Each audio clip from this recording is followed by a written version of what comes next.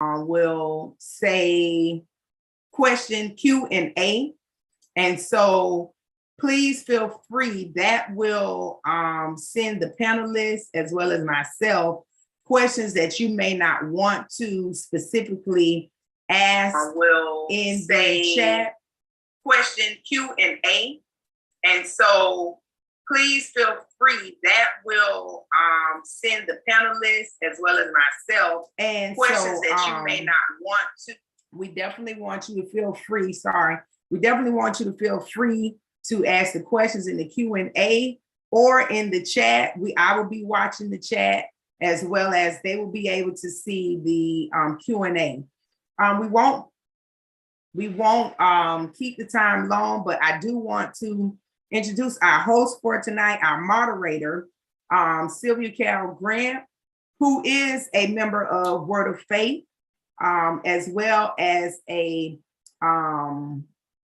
she works at Pace Center for Girls as a case manager, pretty much. She should be management. And as well as a life coach.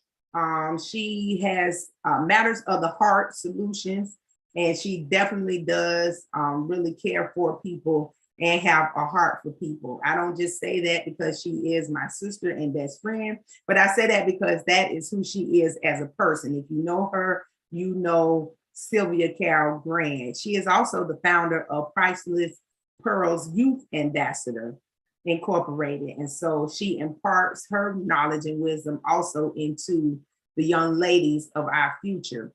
I want to bring forth now to your front our lead person, our director of our Academy to Faith department, who is hosting this for Word of Faith. And that would be none other than Elder Joanne Cadogan, who will greet us and start us out as we get ready for this conversation. I hope you are ready with your questions and your listening ears. Have your paper, pencils, and notes because our speakers are ready for an awesome time. Elder Cadogan, I turn it over to you. Thank you so much, Minister Sharita. And I like to say welcome. Welcome for joining us tonight for our May Mental Health Awareness Month. We are so glad that those on social media and our Word of Faith family, I ask right now that you will reach out to your family or those that you know and ask them to join us tonight, because this is something that is serious. This is a serious issue, mental health or behavior issues.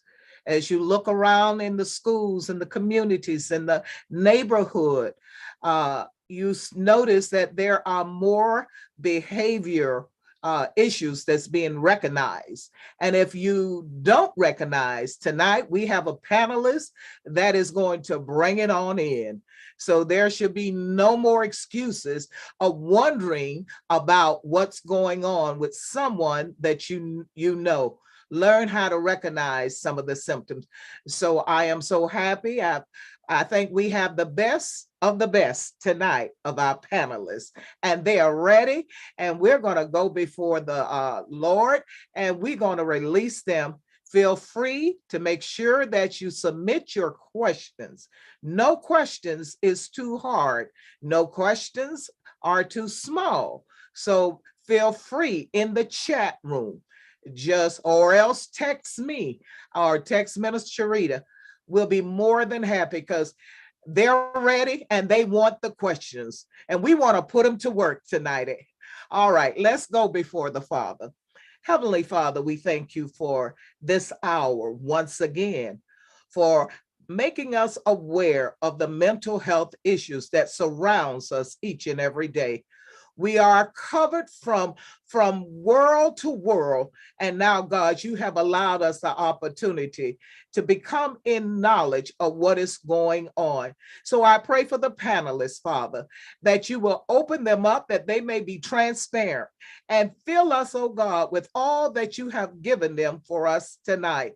So God, as I end this prayer, do not end it, God, the way that families are living. help families to be more mindful of their surrounding areas and their neighbors and their children, those on their job, God. We are surrounded in so many ways. So, Lord, we thank you for this opportunity in Jesus' name. Amen and amen. Thank you. And now I will turn this over into the hands of our moderator, none other than Sylvia Carol Grant. Thank you, Minister Sharita, and thank you, Elder Cadogan. And we are so excited to get this conversation started. We have three phenomenal, I think we have the best of the best panelists on this evening. And I say this because all three of them hold a very dear place in my heart. Two of them are my classmates from Suncoast Community High School. And the third panelist is none other than the Dr. Jones from the great Bethune-Cookman, now University. And she was actually one of the ones who fostered my counseling journey as one of my college professors. So I am super excited to have her here and them here as well so that we can get this conversation started. Now, before we do that, I would like for each one of you all to just give a little tidbit, little mini bio of who you are so that our viewers can know who you are. So I'm thinking we can go ahead and probably start with Ms. Peters.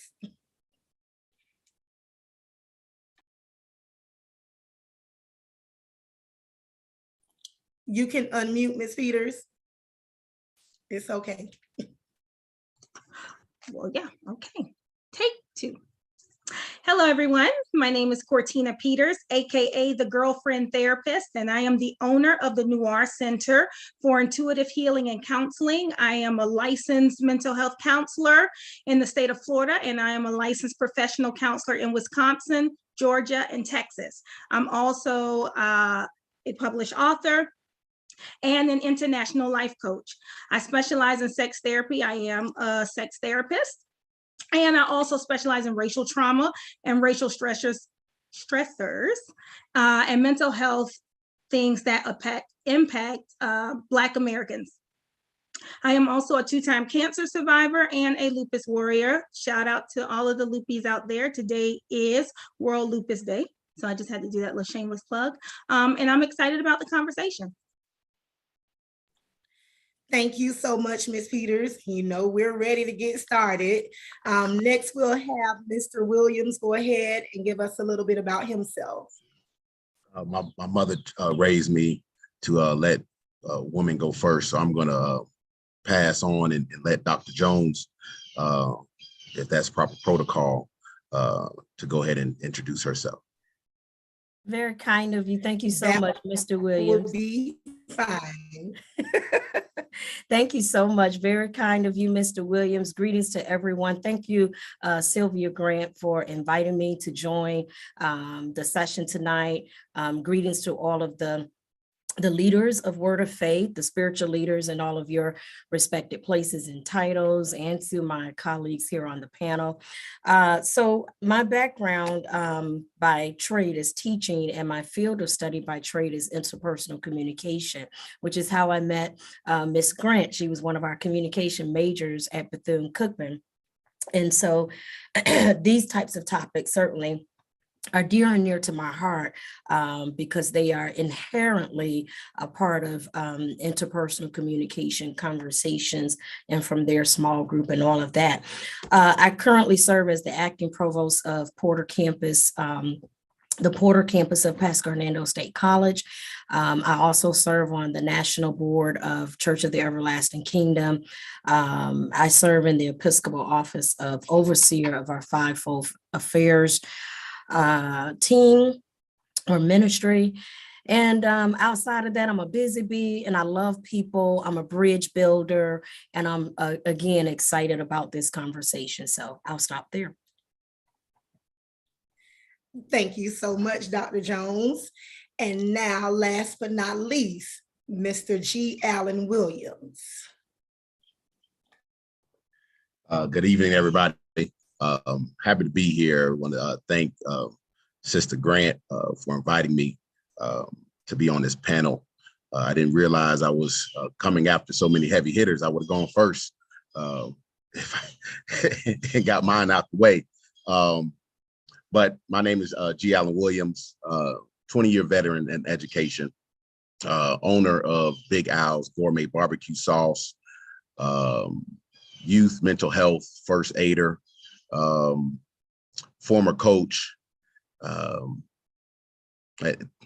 just kind of just all around, just trying to do a lot of different things inside the community activist, just try to do a lot of things in community to uplift my community, but particularly the Black boys within our community. So that's my short spiel. Thank you, Mr. Williams, for your short spiel. And again, thank you all panelists for giving us your introductions. As you all can see, viewers, we do have some heavy hitters spiritually, socially, and for the mental health arena. So what we're going to do is go ahead and get this conversation started. Spot the difference, a conversation of the missing pieces. So my first question that I am going to pose to all of you is, what is your perspective of the missing pieces and how it relates to mental health? Again, what is your perspective of the missing pieces as it relates to mental health? Does anyone go first? Anyone can start. I think there are many missing pieces for me personally. I think there's a lot of missing pieces, especially when it's something that you see every day. But I think maybe one of the priority missing pieces is from a top-down perspective. So I think budgeting and money towards mental health initiatives is what's missing. You have to look at the different administrations that come in. They like to cut different things to support their own, rub their own pockets for the people and make additional budgetary allowances for certain things that may not be as important. And then it takes away from the resources that we have to be able to offer not just the quantity of care, but the quality, right? So there's a difference between someone going to, and this is nothing bad against community mental health agencies, right? Because we do know that there's a lot of high turnover. So looking at it from a holistic perspective, you might not have as many individuals in their training that might be as serious about making sure the patients that they're serving are getting what they want versus going to a private location where it's like, okay, like I'm doing this, like I'm not leaving, I'm not looking to just get my license and go hop to the next job. This is not my starting point. So I think it's extremely important to make sure that we are allocating funds to areas where individuals within the community or the most vulnerable populations have the same access to individuals that may have privilege. So that's just my personal opinion.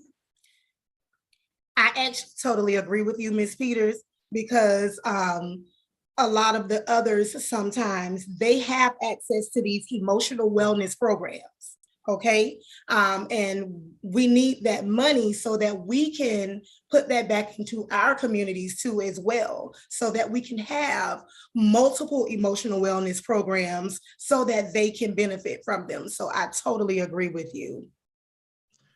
I think that, so according to the National Alliance of Mental Illness, 1 in 5 adults will experience a mental condition each year.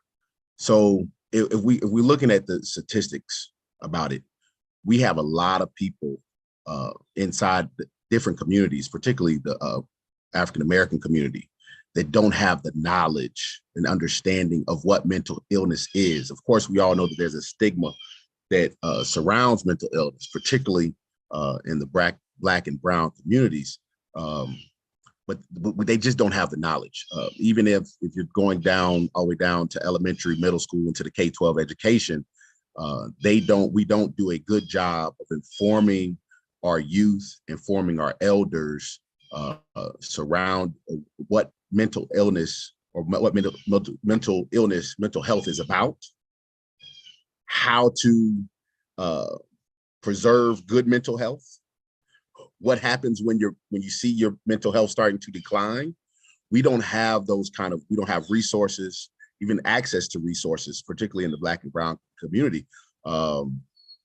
You can tell me how many doctors can you find to help? The number of people inside the Black community that are experiencing mental health issues throughout the year. So it's lack of resources, like Ms. Peters says. It's a lack of knowledge, education, misdiagnosis. We have a lot of that, particularly in our community. So I think that when I saw the question, I was thinking to myself, man, this is a load, and we could just talk about this for the whole time, because there's so much. There's so much that you can dive into, particularly with what is the missing pieces. Sylvia, I have one question. Before Dr. Yeah. Jones goes, I just want to say something exactly. When we talk about missing pieces, when one piece is missing, it's almost like the puzzle will never be complete, because we can educate people all we want to, right? So I know about mental illness. So now what do I do now that I know that I have an issue? If the resources are not there, how can I fix what the problem is? So I can have education and learn and all of these things that's needed. But if the resource is not there to be able to help me navigate this, what's the point? That's it. That's good. We're having a conversation, so let's go. I'm ready. Thank you so much, my colleagues. I think there's a lot of validity in what they shared tonight.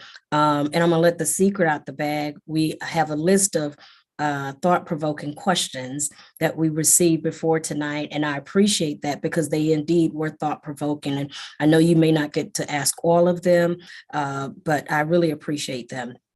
And so this is one of the questions that we gave some thought to. I'll add that I think one of the missing pieces is to understand that mental health is pervasive, because it's a human experience and everyone is human. All of us are human. And that the menu of mental health is in different degrees. And I think we miss that. So sometimes we look at mental health as being one, having one manifestation, and that one manifestation requires, the most comprehensive mental health plan. But because mental health is pervasive, and I think that we all believe, I personally believe that every human being has some type of an experience with mental health. That's me personally. But because it happens in different degrees, we don't necessarily give every human being permission to own when I'm having a mental health moment or a mental health season. And so for some of us, the degree to which we experience a mental health moment, maybe we just need some vitamins. Others of us, the degree to which we experience mental health moment, we need open heart surgery. And so most of us only look at the open heart surgery cases as a mental health need. But I believe that everybody at some point has a mental health experience, even if it's just, I need to take some vitamin C today. Everybody has it. And if we can really grow and evolve into making mental health an everybody experience, we may be able to get a little bit more,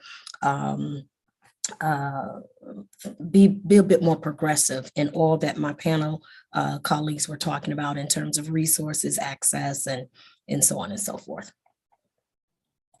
That was really good, Dr. Jones, because we all, like you said, experience some type of mental health that we live with or that we've encountered, even in connection with someone in our family, relations, or what have you. We all have experienced some type of mental health. I want to ask you all, though, how do we actually spot the difference or the missing pieces, I would say? How do we spot these missing pieces? How do we know that something is going on that's a little different than others that we're living with or we're experiencing? I'll go. And like I was sharing with, this is just piggybacking off what Dr. Jones said about us being given some notes. I'm kind of like a problem child, so I don't really read emails in their totality. So I'm just not getting the questions, but I just flow anyway. So some of the things that you can do to spot mental illness: behavioral observations. If you're used to a person being a certain way, right, and they appear to be a little bit more irritable, they appear to have some aggression coming behind something that would not normally affect them, if they're having multiple, maybe like physical ailments, because we do know that stress and anxiety and depression can manifest itself in physical manifestations. Those are some of the things that you really want to look out for. And sometimes people just say, oh, they have an attitude, or oh, they're tripping, or what's wrong with them, or they woke up on the wrong side of the bed. Well, that all might be true, but have you ever stopped to ask? A lot of times we judge before we go to the person and we ask them, hey, I noticed, are you okay? I noticed there was a shift. I noticed there was a change. And so if we get more open about calling it out, and I'm not talking about in a confrontational way, but calling it out means when I see it, I say something. And that in and of itself are behavioral changes that we can make to help individuals that might be having challenges or struggling with their emotions, with their feelings, trying to make sense of it all. That will get them to talking. The more people are talking, the less stigma can be around, because you know what? Stigma flourishes where secrets are. The more we start to talk about something, the more light is going to be shed on it. And then at some point, if we continue to do this, it's going to be like, oh, yeah, I'm having an issue. I'm having, some challenges. And one of the biggest things that's important is understanding that as Black individuals, specifically Black women with the individual S, that we feel like we have to always have it all together. We can't be weak. Our mamas did it. They went to work, took care of 6 kids, and then we have to do it. No, I can't get a maid. That means I'm weak. I can't show vulnerability. I have to have it all together. I encourage my patients, okay, so they did it. Why suffer when you don't have to? Why make life harder for yourself just to prove that you are a strong Black woman, when being strong means being able to ask for help when you need it? So if you cannot ask for help when you need it, that's weakness. So in order to empower yourself and support yourself in being able to understand and identify what you need help with, that is also something that is very important. And when people can't do that, there's something there. Totally agree. I totally agree.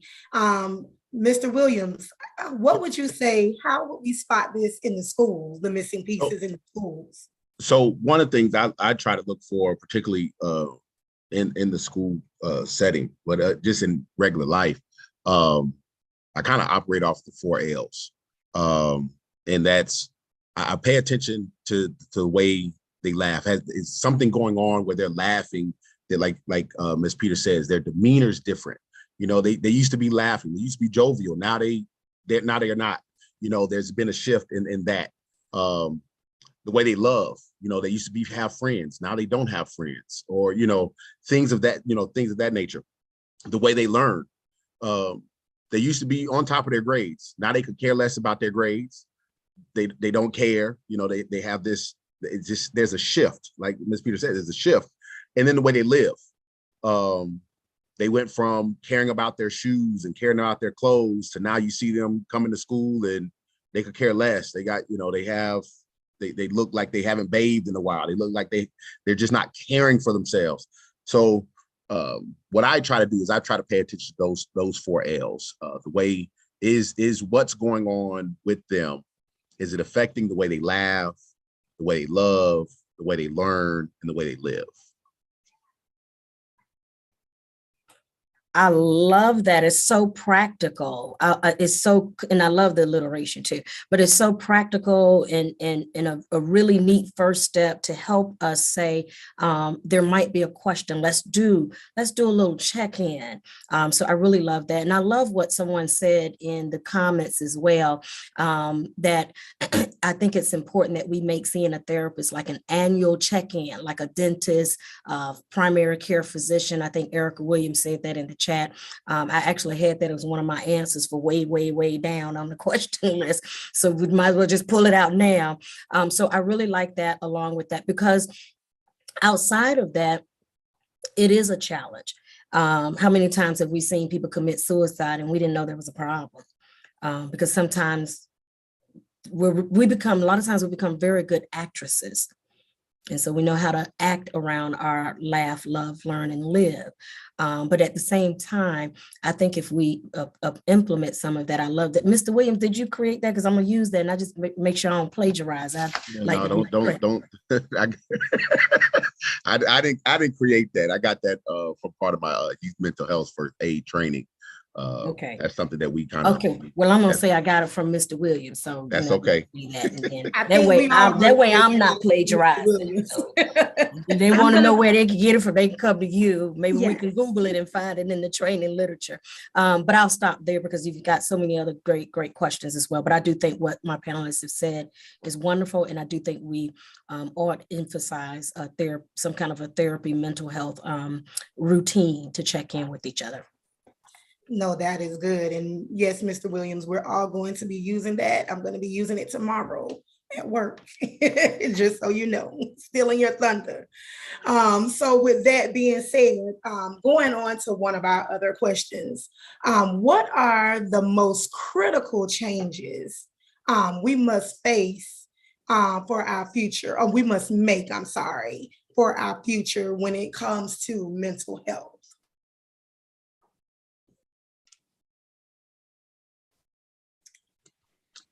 So I was going to go. I would say, I think one of the most important things is making it okay to express emotions.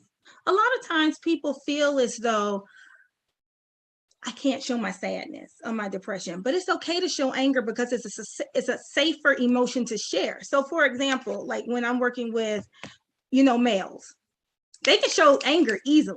Right? Because that's a man thing. Like, I'm upset. I can show you I'm upset. I can show you I'm mad. I have some aggression. That's okay. That's safe, right? Because maybe growing up in the hood, that's what I needed to show in order to protect myself. But it wasn't safe to show vulnerability in the sense of sadness, depression, and things like that, because maybe it wasn't emotionally safe. So one of the things as a community and as family members, what we have to do is create safe spaces for individuals to be able to show all emotions. So all of the emotions that God has given us and has blessed us to be able to experience and express, we have to make it safe for our children who are coming up, for them to be able to express all of those. Now, when we are teaching them to express emotions and we're giving them those safe spaces for them to express those emotions, there's always more appropriate or healthier ways to express anger than punching somebody in the face, right? So what are some other things that we can do? Because anger is not a negative emotion. It's your response to the anger that you feel, which could be negative. And so we have to make sure that when we are creating these safe spaces, I think that is the most important thing, that we give space, we explain, we talk about it, and then we encourage and support, right? Because sometimes we don't know what to do with these emotions. We don't know what to do with these feelings. But if I've been learning and training, now I'm more body aware. The more body aware I am, the more emotionally regulated I can be. And emotionally regulated people are people that go on to do well. Because why? I know my body triggers. I know when my body starts to do this means that I am going to do this. In order for me to prevent this from happening, I'm more body aware. Okay, I know what I need to do. I need a break. I need a nap. I need a snack. I need to go for a walk. Now you can implement those things that you need so you don't get to a 10. Yes, Ms. Peters, that is exactly what I was going to say. Before you got started, I was going to say about establishing and knowing and gaining knowledge about the triggers that bring on the symptoms that you start to have. So once you know, like you said, that you need a break, and you start implementing that break into some type of routine. So yes, So and I'm going, also lifestyle changes too. But I can go so many ways. But go ahead, Mr. Williams. I'm going to piggyback off that because I have a saying, and I talk about my boys at the different schools and mentor groups that I'm involved in, that they have to understand that anger is a secondary emotion. Okay, that's first. Okay, so, and when you show anger, it's usually based off of three things. Okay, you're either hurt, you're disappointed, or you're afraid. So when they tell me, I just got mad. Okay, wait, pause. Let's look, let's dive into the situation. You didn't get angry, you didn't get mad. You were either hurt by what that person did to you, you were disappointed because you expected a different outcome. So you didn't get the outcome that you wanted, so you show anger, or you're afraid of what is to come. Okay, so you get angry. So I think that, especially particularly with Black boys, we have to start telling them that it's okay to show different emotions. Okay, we have to make it okay for them to feel like, hey, I'm hurt, I can cry. Okay, I'm disappointed, I can cry. You know, it's okay to be afraid. Right now is this masculinity thing when you're having, as a boy, as a young boy, you know, and I have to catch myself with my son doing it as well, that it's okay. You're upset, that's fine. Okay, now let's break that down. What were your expectations for the outcome of the situation? You're upset with your sister. Why? Because she didn't give you her snack. She didn't let you have a piece of her snack. Well, you were expecting it, so you're hurt or you're disappointed. That's okay. It's okay to be disappointed. It's okay to say it. See, because sometimes we can feel it as Black men. We will feel it, but because of the idea of it being a weakness for us to verbalize it, we won't verbalize I'm hurt. We won't verbalize I'm disappointed. We just instantly jump straight to that secondary emotion of anger. And I think that it's a reprogramming that we have to do amongst Black boys. We start with the youth and let them know that it's okay to show just an array of emotions, and it does not make you weaker, especially when you can verbalize what you're actually feeling. Alan, and for everyone, I put a resource in the chat also, so you can look at that. It's the Angry Iceberg. I like to use that with my patients as well, and it shows you all of the things that under anger. And another thing, Alan, sometimes people don't have the language to describe what they're feeling, right? And so when I don't have the language, it's confusing and I don't understand it. And so if I don't understand it, that can fuel more confusion, which fuels more anxiety, which fuels more anger. So you're asking me what's wrong. If I can't share with you what's wrong, I'm going to get more angry, and that's how behaviors and aggression escalates. So again, teaching the language around the emotion is also important. The information that my co-panelists have shared so far on this question, I think is really important, particularly in terms of helping people and encouraging people about their expression. Some of the other comments in here, someone said, again, normalize, making mental health and the moments normal, normalize it. And they repeated Mr. Williams here that it's okay for boys to cry. I think what I desire to add to the conversation on this one is all of us being better listeners. Because a lot of times when people are angry, cry out or whatever, it's usually not the first time that they've tried to signal that they need help. And a lot of times when individuals and when we are in conversation with people, we're not always very honest in relating to them. And so when we're in conversation and we're having an experience with each other, in one of my groups in our practice, we always talk about there are 3 levels of how we deal with people. The first is we react. And so some people react. That's the first thing we do. We react, whatever that reaction is, whether that's what you screaming for, whatever, why you yelling, what you crying for, it's react. The next level is respond. And sometimes react is maybe not even verbal. Maybe the react is I walk away, or I, whatever it's spontaneous, not maybe it's the whatever. And the response is typically where we give a little bit more language pattern, what are you doing? Well, I can't believe, it ain't all of that, just chill out, or well, life gonna be life. So, just deal with it. But respond is only the second. The top one is relate. Find a way to relate to the person. Stop acting like you ain't never been angry, or you've never had that feeling or emotion. And I think when we get better, in conjunction with all of what the panelists have said, I think as a whole, individuals, family members, church folks, especially in church, because Jesus is the answer for everything. So we'll give you a scripture quick and won't really let you talk it out. We'll just give a scripture and send you on your way.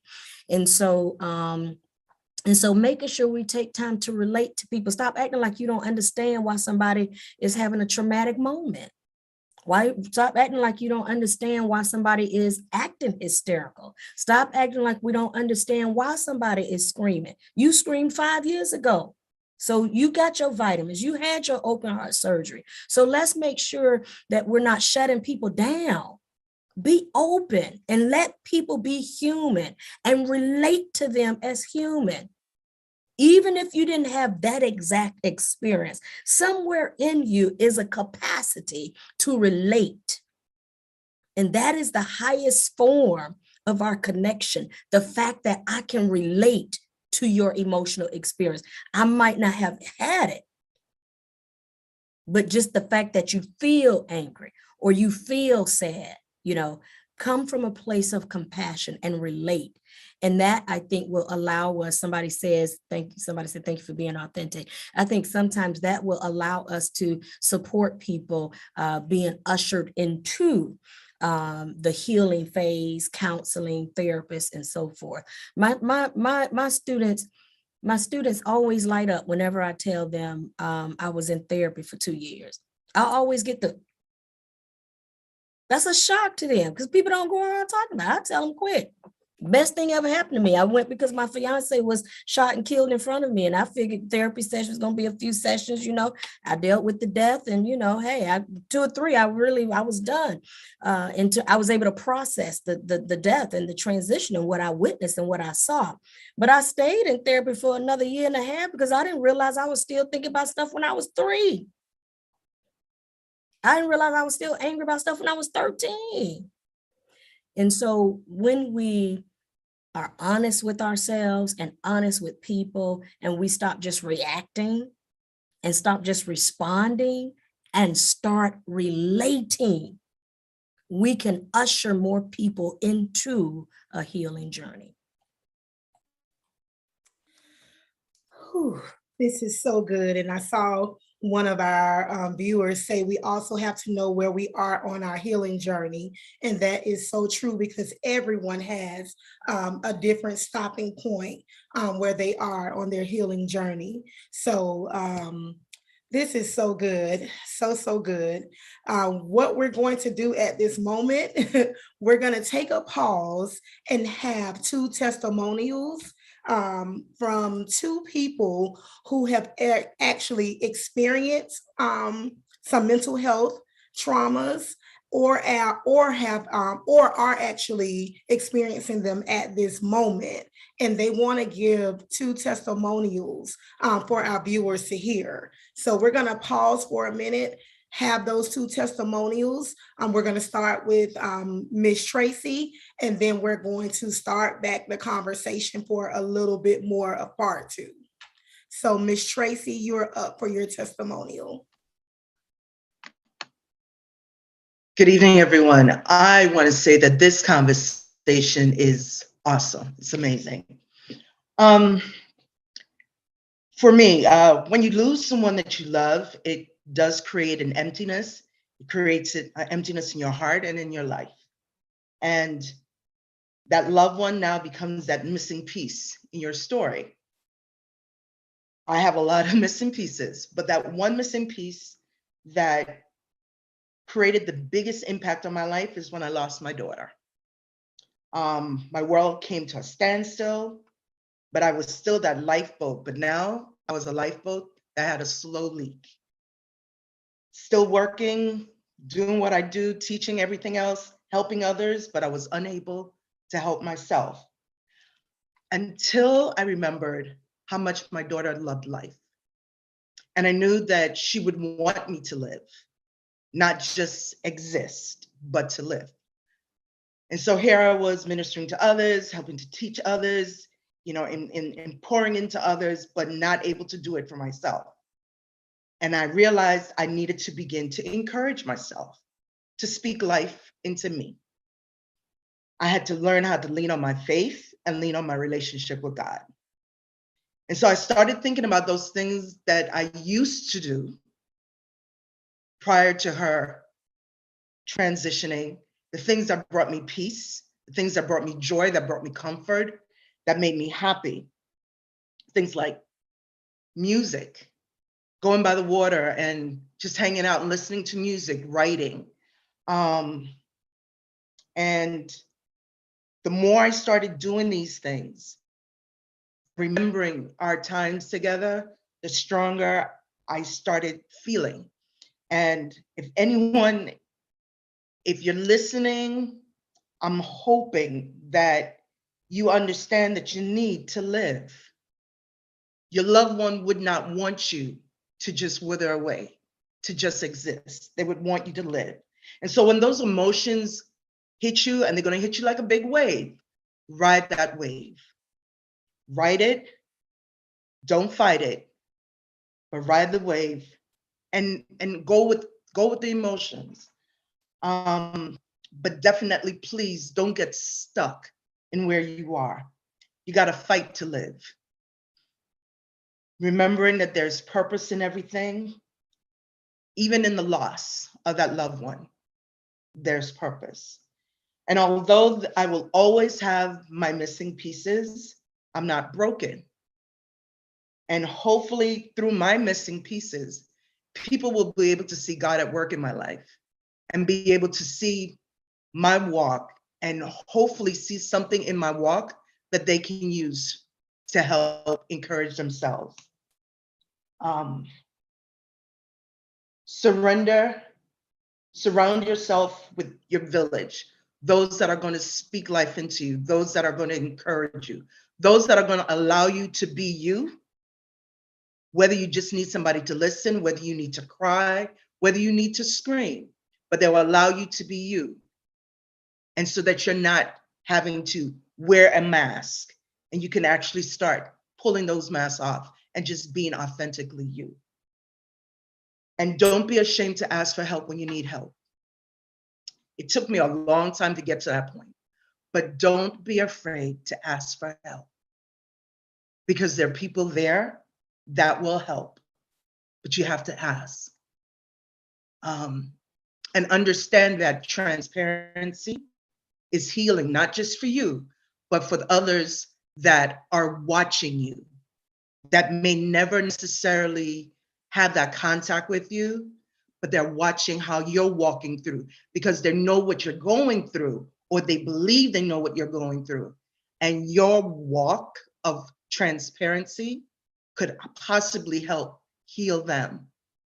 So I just want to say thank you for this. It's amazing.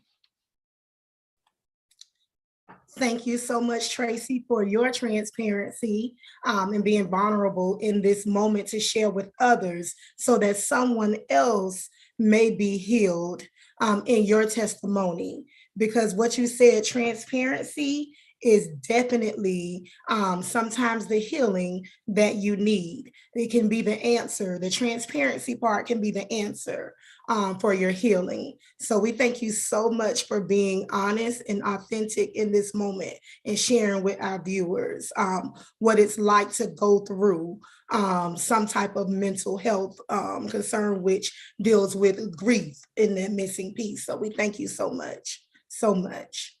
Now we're going to bring on Deborah Skinner with her testimony.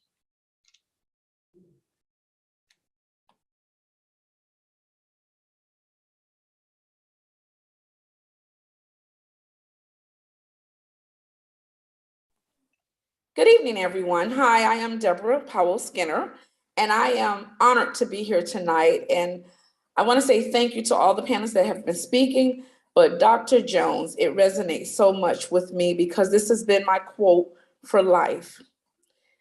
I am not ashamed of my story because it will inspire others. And so when you said, let people just be people, I was writing my notes as I was taking them over here, and I was like, yes. And then Mr. Williams with the 4 L's was amazing. I'm like, okay, I'm gonna use that. Where I'm now working as an administrative assistant in the mental health department at the high school that I work, I find it very interesting. But my personal story tonight about mental health is because what I went through in life did not take me out. And I found myself questioning and saying, I am so strong, but where am I weak? And you said that is so many things that we do because we're strong for everyone and everybody. And so in life has happened to me. And I look back over my shoulder, over my story, and I say, Lord, I thank you. Again, Ms. Jones, those things that Scripture's already given, but we need real life application when we are going through things in life. And sometimes I didn't have that person. My mom left me about 7 years ago, and I just lost my father and my bonus mother. And so I was that strength of my family.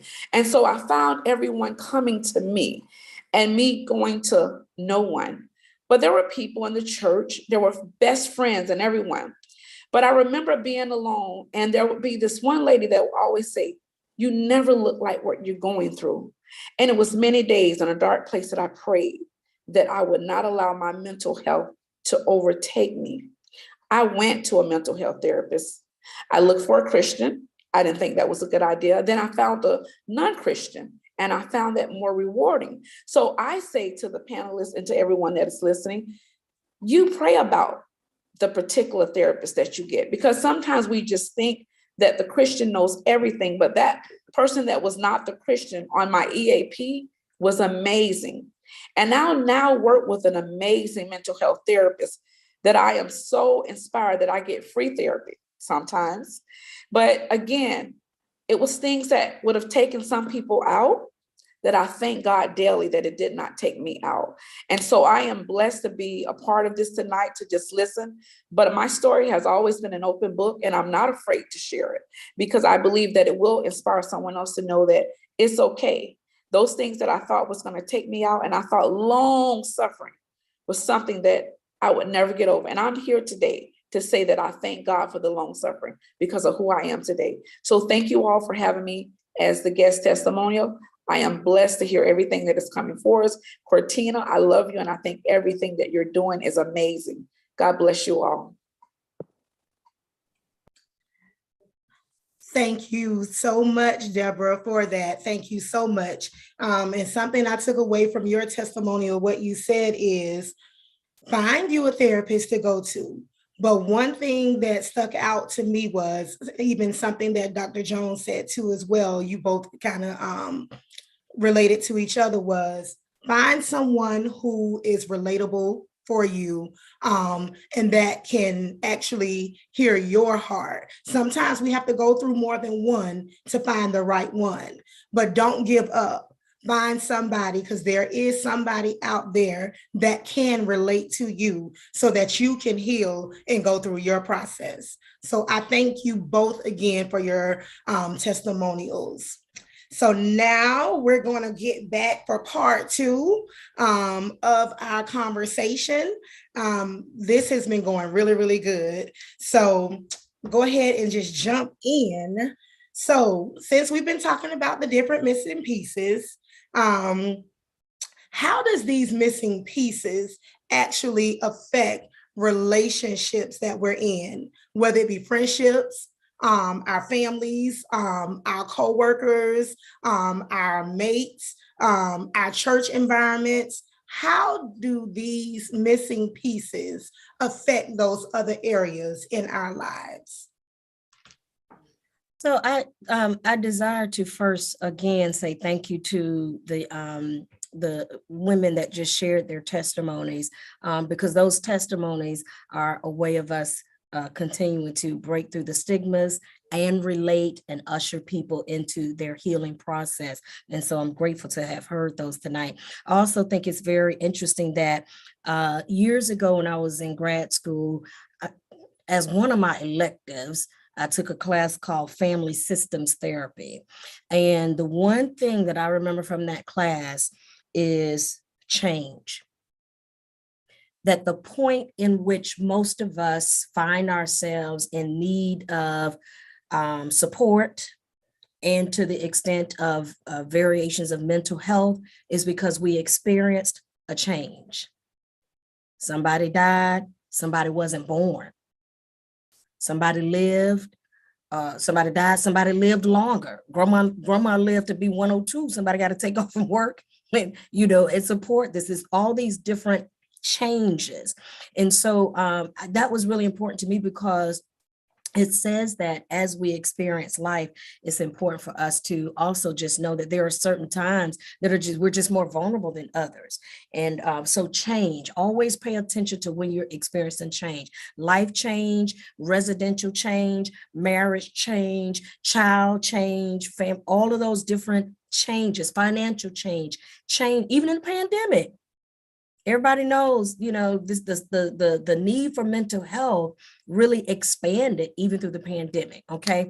That being said, your question was, how does mental health affect family, friendships, and relationships? Relationships, church relationships, Right. different environments. Well, because we give from where we are. So if you are diseased or diseased, that is how you perform in every situation. Whatever, if you are individually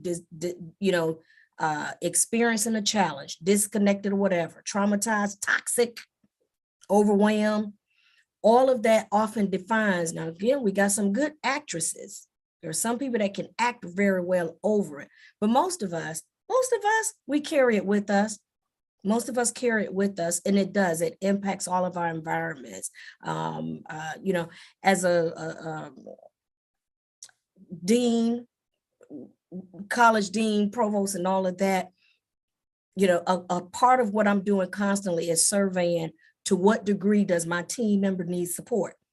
And one of the things that I'm so thankful that we have here, we didn't have it 20, 25, however long ago that was, Sylvia, when we were at Bethune. We did have 2 people on campus, but what we have now is an official partnership with Baycare Mental Health.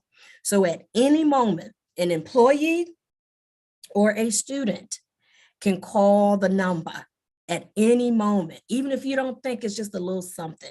You can call the number. And so it affects everything. And we see very often that even when a person is experiencing mental health to various degrees, when we don't get help, it often then passes down or affects our children. Even if our children might not be experiencing the exact diagnosis, it's the same that when my parents got a divorce, I didn't get the divorce, but my parents got a divorce and it affected me. So it doesn't mean that I literally have the diagnosis, but the fact that I was in that environment affected me. And that's why it's good, as the other person said in the chat, it's just a good thing for everybody to just check in every now and then. And the last thing I'll say about that is another way that it impacts us. I'm a church girl. I grew up Pentecostal, so I can talk about Jesus a whole lot. But In church world, we also have this concept called the generational curse, right? A curse is a restriction. If you just kind of demystify a generational curse, a curse is a restriction, a restricted way of thinking and a restricted way of living. And very often when we have experienced mental health and we've not treated it, the people around us, whether it be our siblings or our children or our coworkers, mainly children is what I'm speaking of, they start to pattern the way we live. And a lot of times what we diagnose as a generational curse, what happened was I picked up a way of thinking because that's how my mom did it. That's how my dad did it. And so when you pick up that way of thinking, what we say as a generational curse is really a person thinking the way they've always thought, or the way that's how everybody in their family thought. Everybody in my family did this, so I did it. My grandmama did this, so I did it. And so I think it's important for us to recognize that there are different ways that an experience observing or experiencing mental health can impact all of that, whether it's our professional relationships, our personal relationships, our family relationships. There's definitely impact. Matter of fact, half of the time why we're in therapy is because of our family, because somebody didn't get treated. And because I experienced somebody not being treated, the person that molested me, they didn't get treated, right? So half of the time that we are going into a therapeutic environment is because something affected us because somebody else didn't get treated. And so when we talk about breaking the cycle, the person that gets treated, that's breaking the cycle. And that's why we don't always see the result just because someone went to the altar and said a prayer. Breaking the cycle is about comprehensive treatment. You can break a lot of cycles once somebody starts to get the treatment, and then you change the pattern.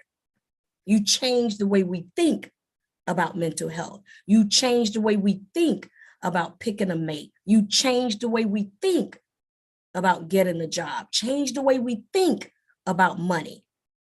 And when you make all of these types of mental changes, you're breaking patterns, you're breaking cycles. Because again, half of what we're dealing with in therapy is from somebody else not getting treated, and we experience them. So yes, when you don't get treated, it impacts a whole lot of things. To add to that, I have two separate thoughts, but one thought came to my mind as Dr. Jones was speaking. One of the things that she was alluding to, she calls it generational, curses. I'm going to go a bit secular.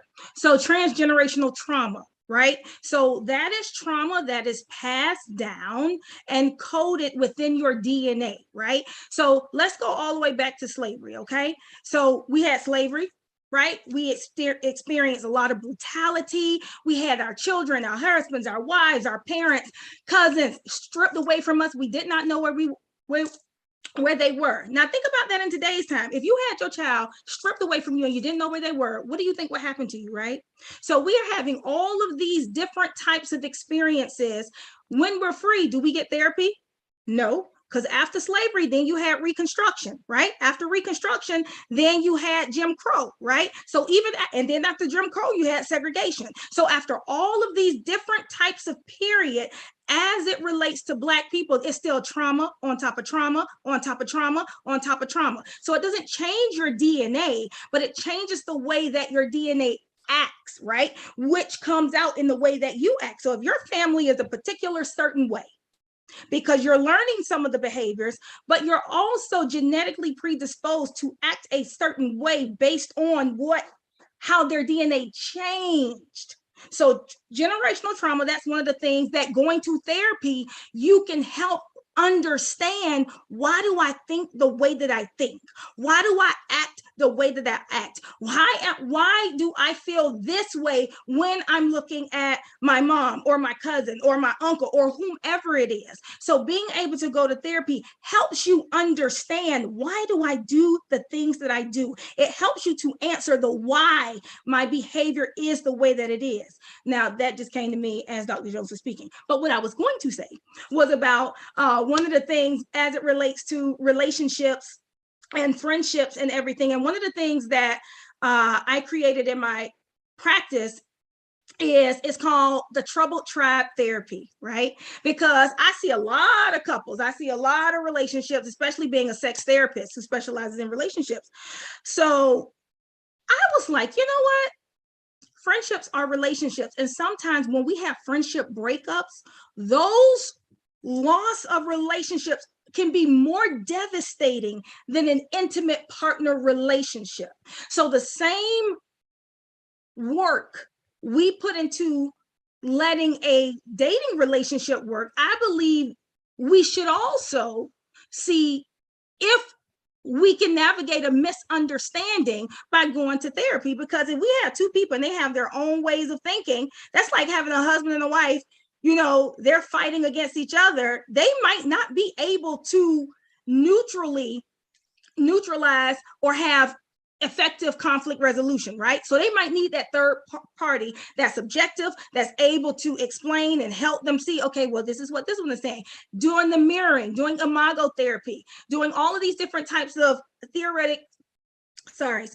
interventions to help the relationship. So now what we're talking about is adding those things to friendship relationships. Another thing that pours into that is the lack of authenticity. And what I mean when I say that is a lot of times we don't show up as our authentic selves because we show up the way we believe that people want us to show up, which may not be an accurate reflection of who I am. So if I am pretending, as Dr. Jones said, I am faking, I am impersonating, I lose who I am. And then once I start to come back to who I am, now my friend or my partner or my family, they're like, okay, she acting funny. No, but this is who I always was.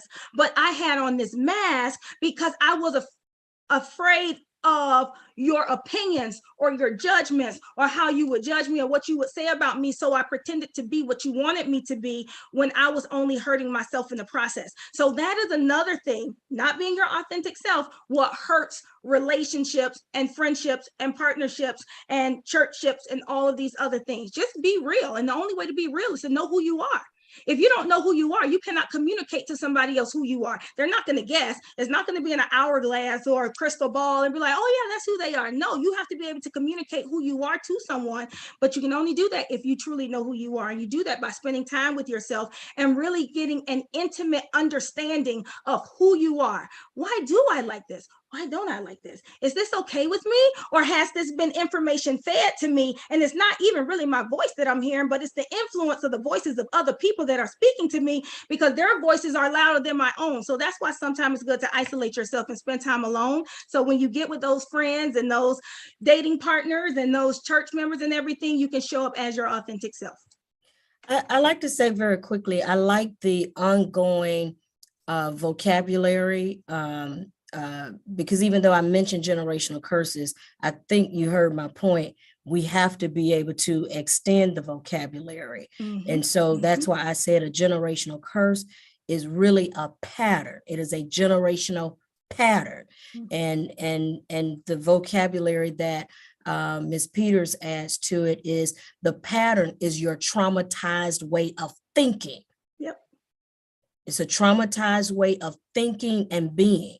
Yep. And that's why many of us, the financial way in which we live, whether it's in the DNA or not, is this, we picked up that financial pattern from our family. Period. Plain and simple. It's not real deep. That's why it's important to also be around other people. Because when you are around other people, if you only stay in the hood, if you only stay on 15th Street, likewise, people that only stay on Bel Air or in Bel Air, it's important to get around other people and other experiences, because a lot of what we are doing is just repeating what we saw. Because guess what? We had mental issues before slavery. Before slavery, before Jim Crow, we had mental issues. They had mental issues in the Old Testament, in the New Testament. So it's been there the whole time. We've just gotten a little better at maybe naming it, packaging it, categorizing it, and figuring out, the different ways that we can treat it. So a lot of this trauma it has existed for some time, and we just kind of carry it on, as Ms. Peters said, whether it's from slavery or whether it's just from yesterday or before slavery or what have you. All of these is, these are patterns that we're just carrying on. Mr. Williams, thank you. You all pretty much summed it all up. I'm going to add a little bit here. I'm a believer that destruction breeds destruction. So if you're hurt, if you're in a bad headspace, or if you're in a bad situation, how can you be in any type of relationship? All your relationships are going to be affected by how you are. It's like reading a text. When you read a text, that person could say anything, but depending on how you feel at that moment, that's how you're going to receive that text message, right? So you're upset. So when that person sends that text, you're going to read it as they're upset with you. They're attacking you, right? So destruction breeds destruction, just like happiness breeds happiness. Okay, so when we're talking about mental health, if we're in a good mental health space, then our relationships are going to be good. Okay, our relationships are going to be better. I think about some of the, especially young ladies. I talk to young men, but I also have conversations with our young ladies, and I tell them they need to put their armor on. Okay, I say this to young men too, but I particularly talk to our young ladies, and I say, you need to put your armor on. Okay, and what I mean by that is you're going to have so many negative things said about you. There are going to be so many negative stereotypes out there in the world that you need to start putting on your own armor. When you're younger, right? Your parents tell you how beautiful you are and how smart you are and all this.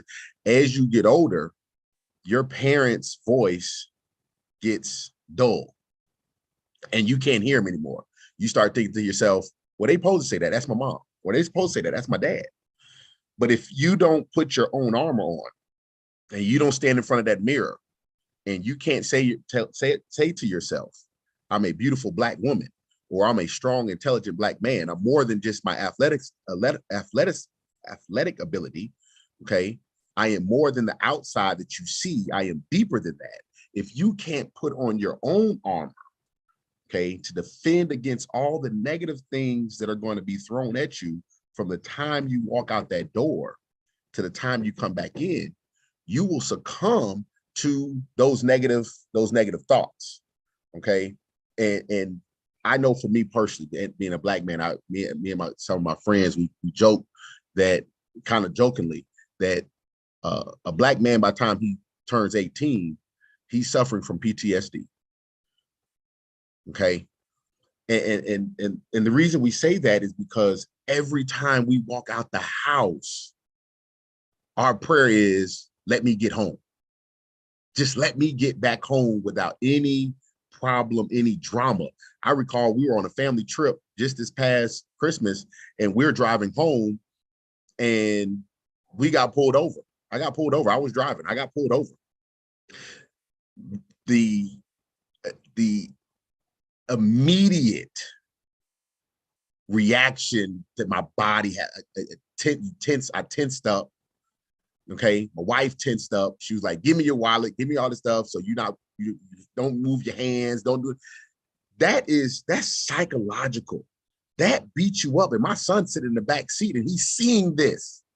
He's seeing this at 6 years old. He's seeing his dad, who is hopefully his first hero. He's seeing him in a state of worry, right? A state of worry, a state of concern, right? So, and that's just that was just getting pulled over. I wasn't speeding, okay? The officer just reminded me that I had my daylights on. I didn't have my brights on because it was early in the morning.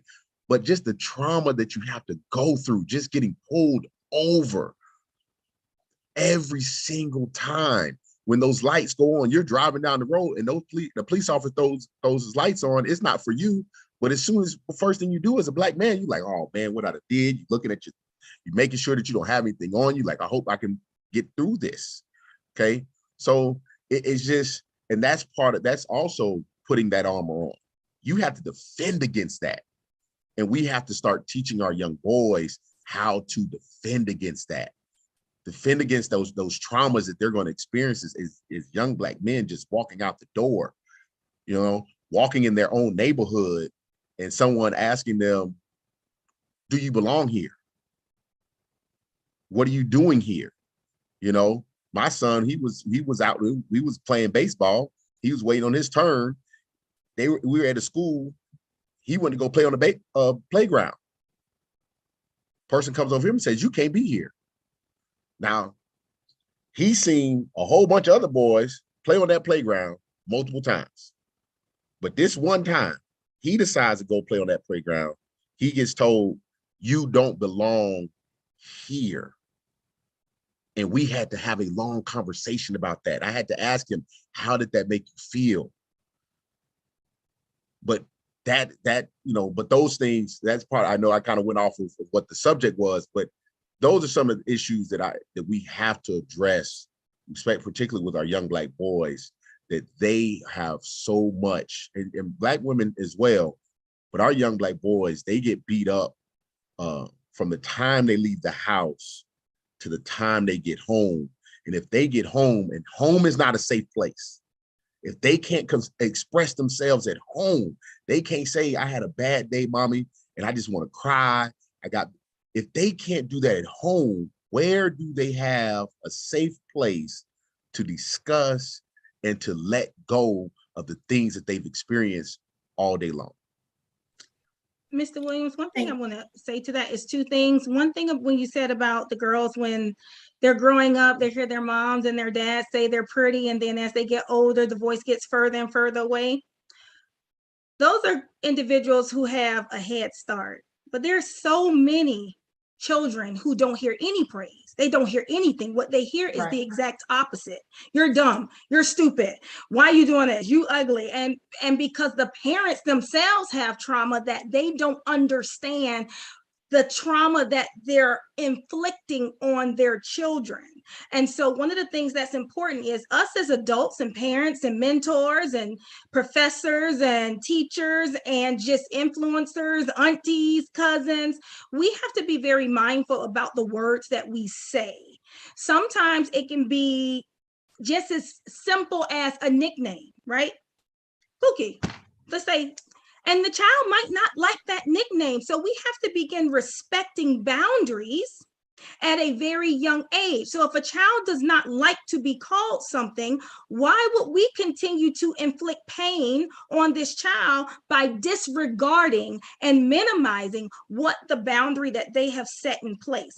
Another thing is, to your point about, the police, a real 1 minute story. I was driving, the lights from the police turned on. Because of collective trauma, as us Black in America, being Black in America, we all experience. I put my hands out the window and I started hyperventilating. I had never personally been hurt by the police, but because we see it so much, because it is a real fear that we experience in America, guess what? I did not know that I was going to respond like that. However, when you are triggered and there is collective trauma living inside of you, that's how I responded. And I could not even believe it. The police officer, he's like, ma'am, it's okay. Like, he didn't even give me a ticket. He just saw how visibly shaken I was because of that interaction and the fear in my face. So I think we need to talk about that with everyone, because there's so many other fears that our children today and us that we face, that we don't really understand the compounding issues and factors that affect our youth, our teens, our young adults, and they carry it into their adulthood unless they get help. Like Dr. Jones said, breaking the curse. How do you do that? You have to be able to identify it, but have support, like people like you, Mr. Williams, that you have these, you are a coach. So you are a voice to them, when so many of them, they might not even have someone like you that they have access to, let alone mental health services. They might not even have access to a mentor to help them see that there is a different way. Exactly. That is so, so true. I know we could stay on this for so, so long, but there is one more, which I'm going to probably make it as a two-part question that I want to get in before we move on. And it relates to actually religion and spirituality and ministry.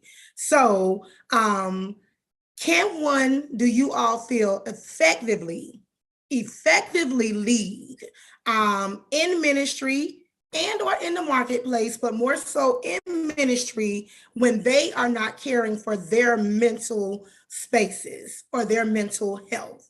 Can they effectively lead? No, ma'am. Quick views No. on it. No, No. everything we just talked about answered that question. Everything we just talked about answers that question. It's the same, and everything Ms. Peters said about passing on trauma, everything that Mr. Williams said, all of those same things answer that question. In fact, leading in ministry compounds it. Right. It compounds it, because many of us, when we, as ministry leaders, we didn't put God in it. God said, and Jesus said. So it compounds it.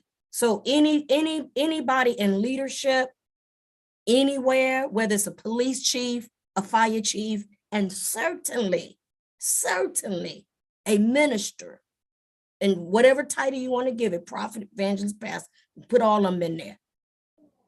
One of the first things that ministry leaders need to do is get checked. Go to therapy, just make an appointment. We need to make that a point of the lead ministry requirement. While you studying to be a deacon, while you studying to be a minister, while you studying to be a bishop, and we do the credit check, let's also make way for you to also do a mental health check and talk about your own issues. So yeah, no, you can't lead effectively when you're not treated. I didn't say you can't lead effectively if you have a mental health scenario, but to the extent that you will not allow yourself to be treated.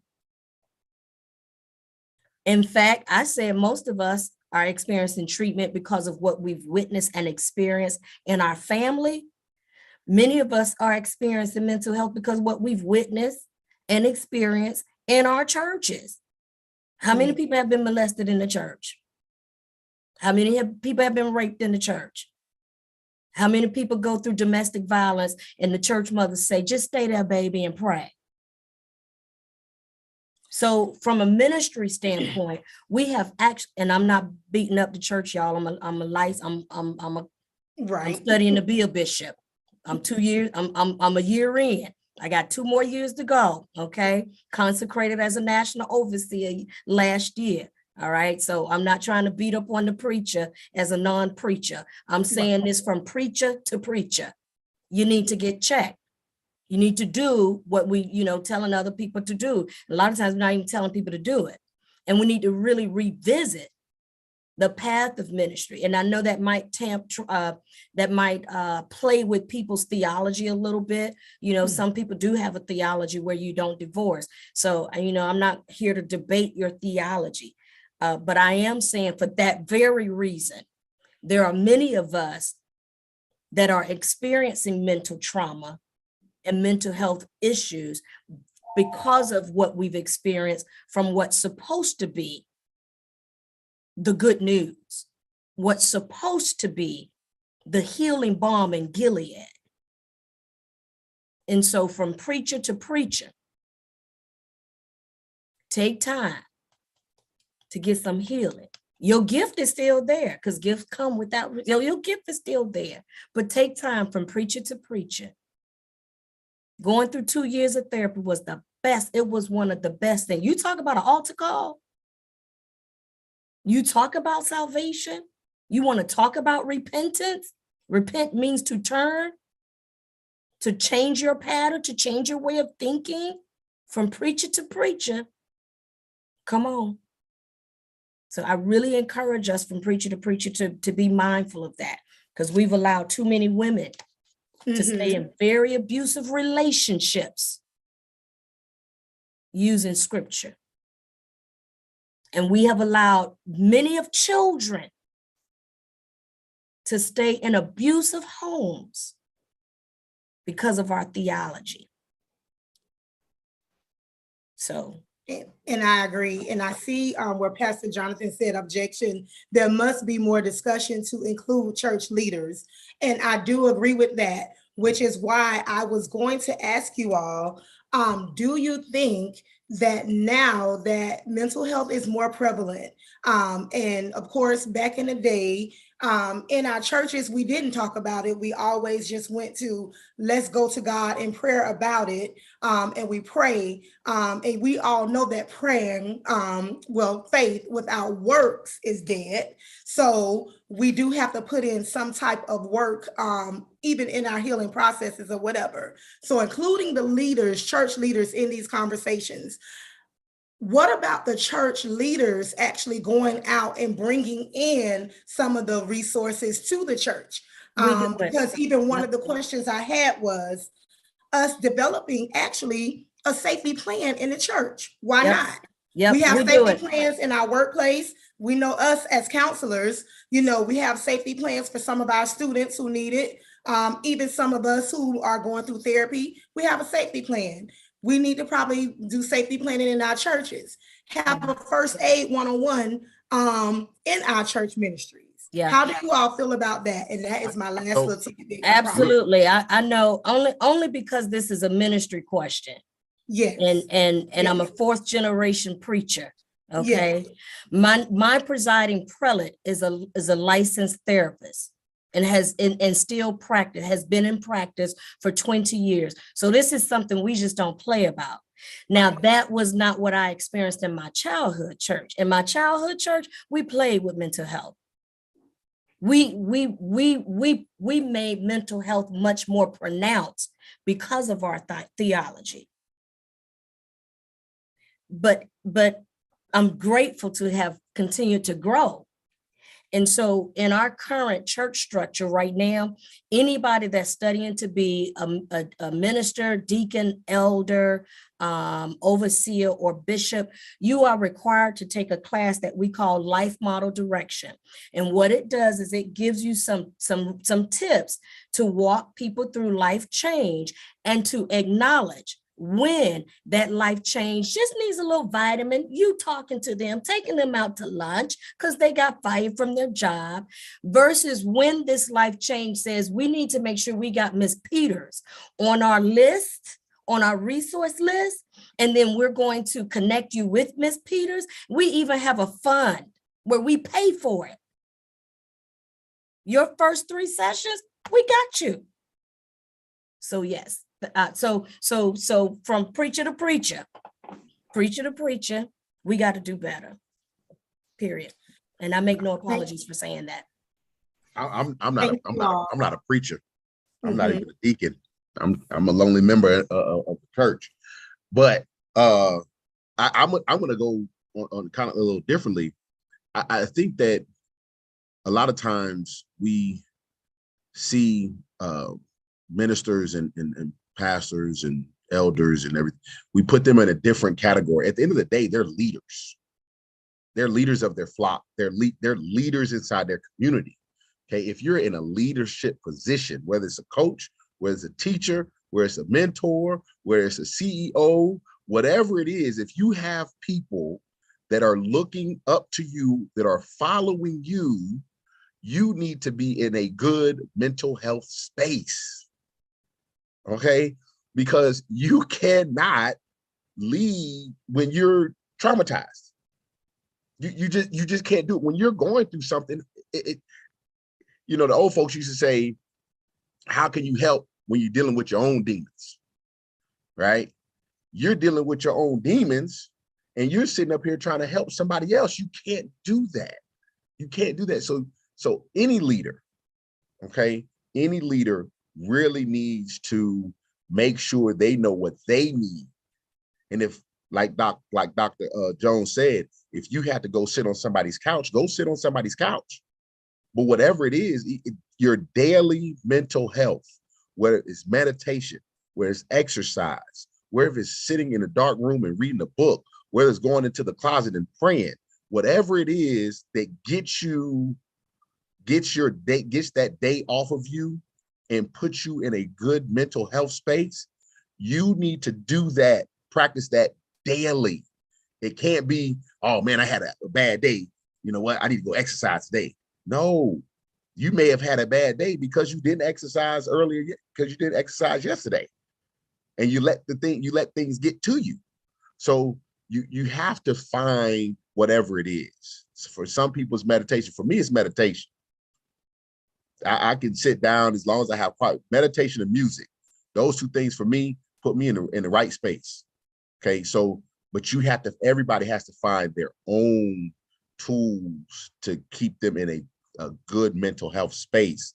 That includes pastors, because pastors deal with so much. You take on so many other people's issues. Everybody calling pastors about their problem, right? Everybody calling pastors about their problem. If you can't deal with all that. You can't put everybody else's baggage on you, and you sitting there with a knapsack that weighs 10 tons. How can you put somebody else's baggage on top of you? You have to make sure that you are able to deal with yourself, self-care, before you can care for anybody else. And Yes. one of the things that I would add to that is, when you don't know something, you speak from a place of ignorance, right? So if someone does not believe in therapy, they may speak negatively about it. And if you are in a leadership position, your words have power. So your flock is going to listen to you. So whatever you're putting out there, you want to make sure that you're knowledgeable on what you're saying, right? And when it comes to doing things, I believe that prayer and meditation are therapeutic, but it's not therapy. So we also have to draw the clear distinction between doing things that are therapeutic versus someone going to therapy. Like Mr. Williams said, he works out, he does the things that he does. Those are things that are going to help maintain your mental and emotional wellness. However, there are going to be some times when exercising won't be enough. Right? Doing my yoga will not be enough. Making sure that I do my facial care routine and my massages and my stretches, that might not be enough. I might have to actually go sit on someone's couch or sit on my couch while I'm on telehealth. So understanding that you can't share what you don't know. So get educated as a leader in the church about the resources that are out there. And it was something else I wanted to share. Jesus and therapy are not in competition. There is no competition. Jesus will always be at the top. God will always be at the top, but we are just a tool, a resource that he provides to help his people. Thank you. You all summed it up so good. As we get ready to bring it to a close, I am going to ask each of you all to give something of encouragement or a little nugget as a takeaway for our viewers, if you have something at this time.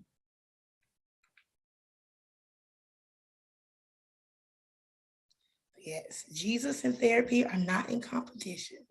That's right. Ooh.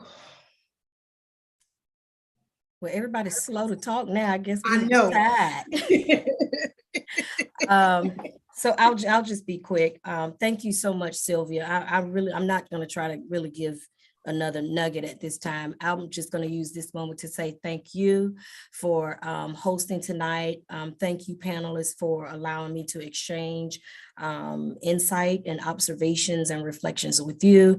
Thank you to Word of Faith. I don't know the church and the pastor or pastors, so thank you to Word of Faith and all of the pastors or church leaders for hosting this. Is really important, and it speaks well of you as a body and as a ministry to have this kind of conversation. I'm accustomed to it with my faith-based colleagues, but not everybody has these kinds of conversations. So thank you to the ministry for having the vision to offer this as a tool to support people healing and so forth. So thank you. Those are my closing words. So in closing, I'm a strong believer that we all have a toolbox. We've been all provided a toolbox, and inside that toolbox, we have different components. We have different pieces of knowledge that we've been able to garner throughout the years. So I hope that some of the things that were said on in this discussion provided you with a tool that you may need later on in life. You may not need it tomorrow. You may not need it 10 years from now, but hopefully when the time does come that you need that tool, that we were able to provide you with the means, the resources, and the knowledge to how to use that tool and to address whatever situation that you may have come upon.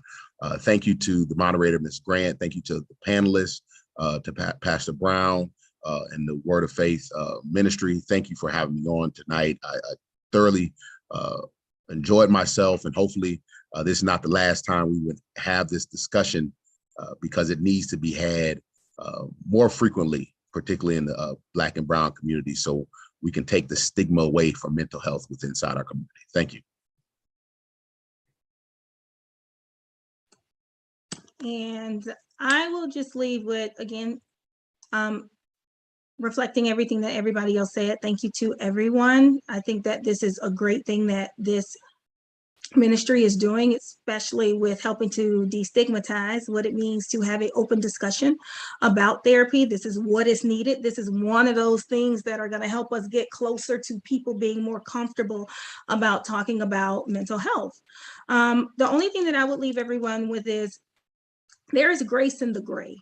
Too oftentimes we operate off of a all or nothing, black or white type of thinking.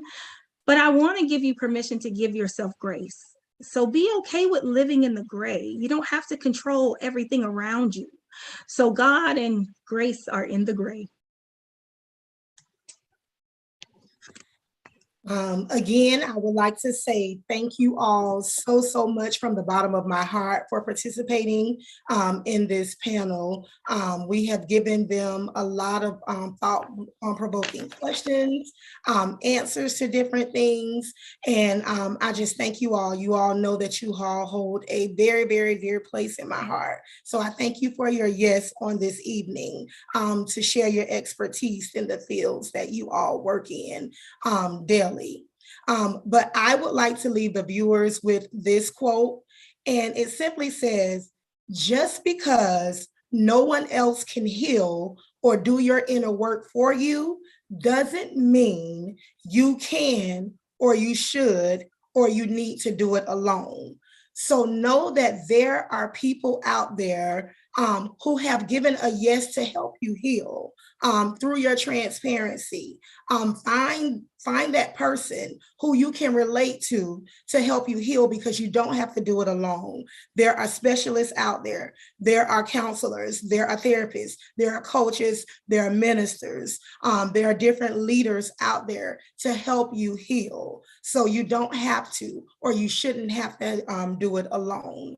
And with that being said, I would like to bring up none other than my pastor of Word of Faith, Pastor Jonathan Brown.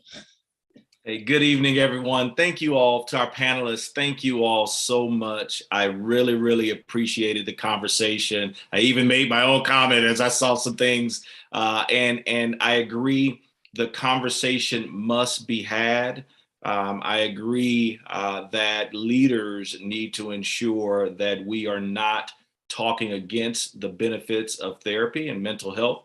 And it is definitely a conversation that needs to occur in the church. The church has been the staple of our communities since the church has been around. And if the conversation is not being had in the church, then bad on that church. It needs to be had there. So again, I thank you all so much for being a part.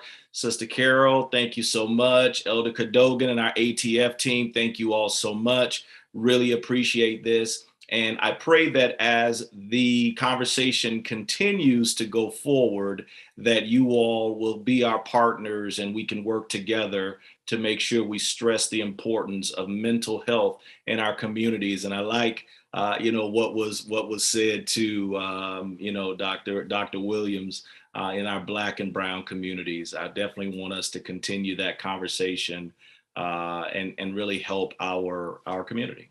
So again, thank you all so much. Really appreciate you. God bless you. Thank you all for coming on tonight. You all have a blessed night. As we like to say, be great on purpose. There was a question about how, who can they contact for mental health therapy? We will email you. If you drop your email in the chat, we can email you a list that we already have readily available for you so that you can get that help that you need. You all have a blessed night. Thank you for coming. Be blessed. And we will see you all again.